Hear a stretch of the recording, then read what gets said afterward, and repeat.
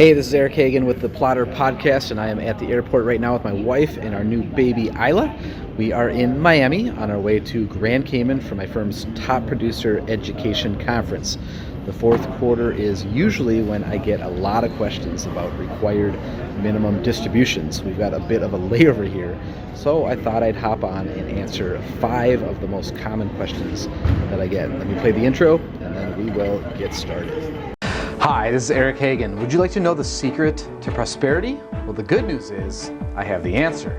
The bad news is it's not any one thing. The secret to prosperity is in every decision you make. The Bible calls it steady plotting. I call it common sense.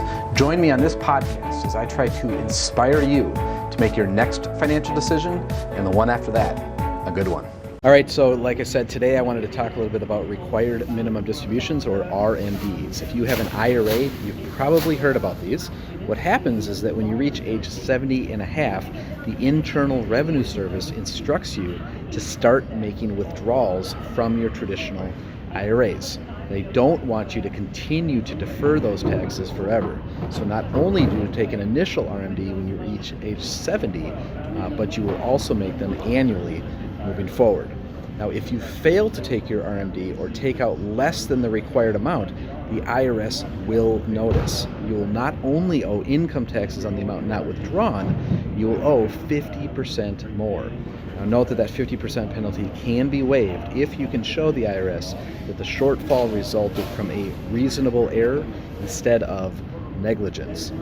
Many IRA owners have questions about the rules related to their initial RMDs, so let's go ahead and answer a few. So question number 1 that I get: how does the IRS define age 70 and a half? This definition is pretty straightforward. If your 70th birthday occurs in the first half of a year, you turn 70 and a half within that calendar year. If your 70th birthday occurs in the second half of the year, you turn 70 and a half during the subsequent calendar year. Now, your first RMD has to be taken by April 1st of the year after you turn 70 and a half. All the RMDs that you take in subsequent years must be taken by December 31st of each year. So, if you turn 70 during the first 6 months of 2020, then you will be 70 and a half by the end of 2020, and you must take your first RMD by April 1st of 2021. If you turn 70 in the second half of 2020, then you will be 70 and a half in 2021, and you won't need to take that initial RMD until April 1st of 2022. Another question I get all the time is waiting until April 1st of the following year to take my first RMD a bad idea? Well, the IRS allows you 3 extra months to take your first RMD, but it isn't necessarily doing you a favor. Your initial RMD is taxable in the year that it's taken. So if you postpone it into the following year, then the taxable portions of both your first RMD and your second RMD must be reported as income on your federal tax return for that following year. Let's look at an example. Let's say that James and his wife Stephanie file jointly, and they earn $78,950 in 2019. Well, this just so happens to be the upper limit of the 22% federal tax bracket. So James turns 70 and a half in 2019, but he decides to put off his first RMD until April 1st of 2020. Doing so is a bad idea. This means that he will have to take 2 RMDs before 2020 ends. So his taxable income jumps in 2020 as a result of the dual RMDs, and it pushes the pair into a higher tax bracket for 2020 as well.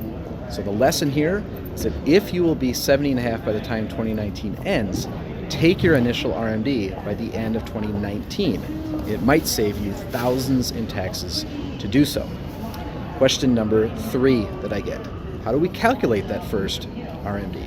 Well, the answer is IRS publication 590. You calculate it using IRS life expectancy tables and your IRA balance on December 31st of the previous year. For that matter, if you Google how to calculate your RMD, you will see links to RMD worksheets at irs.gov and a host of other free online RMD calculators.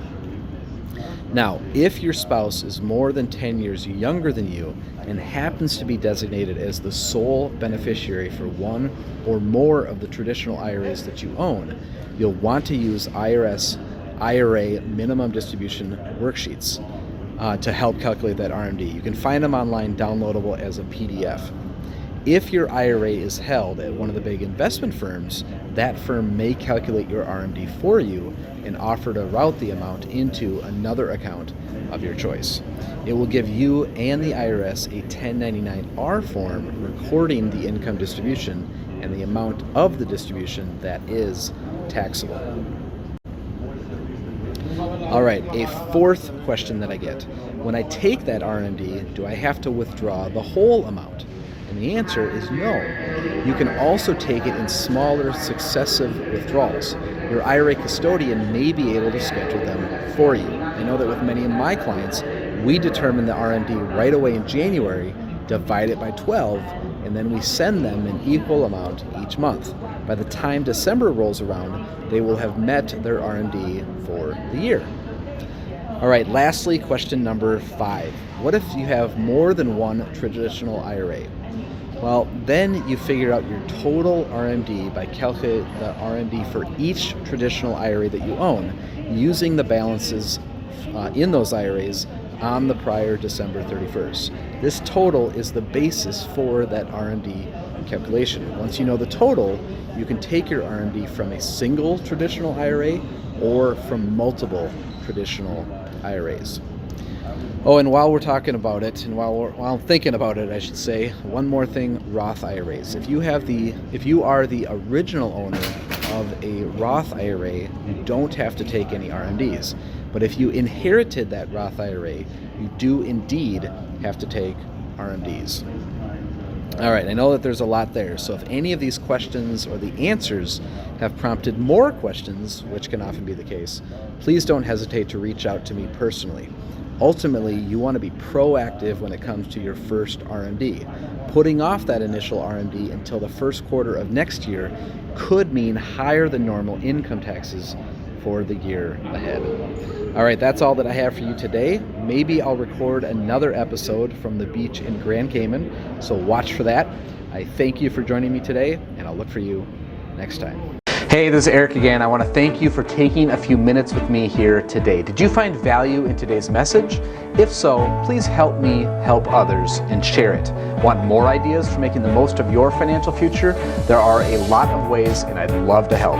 Be sure to subscribe here and then go visit me online at www.erichagen.pro. I hope to see you around.